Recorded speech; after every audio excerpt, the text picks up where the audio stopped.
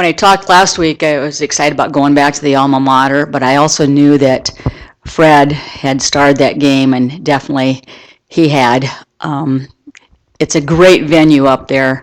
Northern's got a wonderful facility they've added on. They've got huge basketball glassed-in offices and a beautiful wellness area up above with all glass, and then they've got new locker rooms. It's just a cool place to play in, and they lead the nation in D2 admission. The boosters are there. They've got chairs in the front row that they sell for a little extra cha-ching, and it's great to play in. And they, I believe, had about 3,000 people there. So quite a homecoming. The radio guy is a friend of ours, Steve's and mine from college, Gene Rich, and he kind of interviewed me before and was pumping me a little bit to find out, what we were really like and so forth. But yeah, the whole game, we were not with it. And again, we have a very young team also. Northern ended up shooting 43 free throws, and we shot 13. I'm not very good at math, but that's a pretty good difference. Our little point guard, Lexi, didn't even get to shoot a free throw, so that was a detriment, but also we got doubled up on the boards. And those two facts of the game, if you just look at those stats, we were in trouble to begin with. And we weren't aggressive with our offense.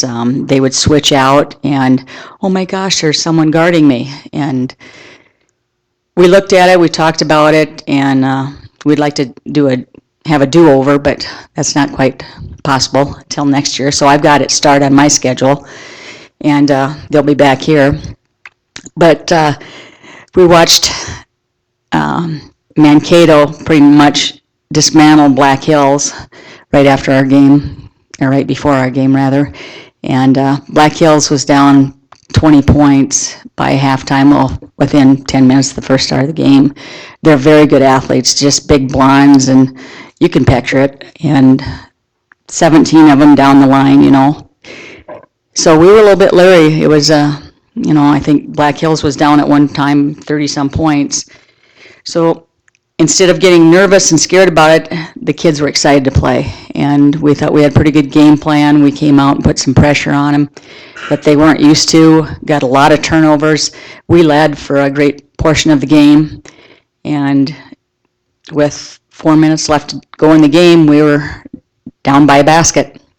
And then we didn't box out on a rebound, so they got to put back a couple baseline drives, and that was pretty much the story. But the bright side of things, they were picked to be number 2 in the Northern Sun, and several of the officials I was talking to before the game, the Northern officials rather, were saying that Mankato might be set up to win the national tournament again. Between Augie and Mankato, they're definitely the cream of the crop in that conference. So we felt good about showing up like that, got tons of compliments on the kids and their hustle, their youth, and so forth. There's still losses, but you can come home with your head high, and of course, we don't have to really prepare a lot for this Black Hills thing. Stats are thrown out, and it's just going to be a battle again. They've got a lack of inside that they've had in the past, so they rely more on the outside. Chelsea Bigler, who played for Rapid City Central, is one of their standouts, and she struggled last year shooting, but she's a little streaky this year, but for the most part, she's pretty, she's pretty good. They've got length, and they'll bring out a half-court trap on you and try to use that length to their advantage. But, with our point guard and our experience with Hillary and Katie, I think, we just have to look for those two to lead us. And they did a nice job. Hillary did break the three-point record up there, and she did it with a smile, but she did it during the Northern game, and she would trade that any day for just a win against Northern. But it was fun to see her do that. She's well-deserved of that, and I'm sure she'll put in a few more with the rest of the season here. Any questions? We've got Black Hills on Tuesday night, and then we've got the Thanksgiving Classic. We've got Viterbo out of Wisconsin coming in, and then Dakota Wesleyan, who should be called Sioux Falls Roosevelt because they've got a lot of those kids coming across. They're good athletes, and they've got a real exciting coach. He's fun to watch too.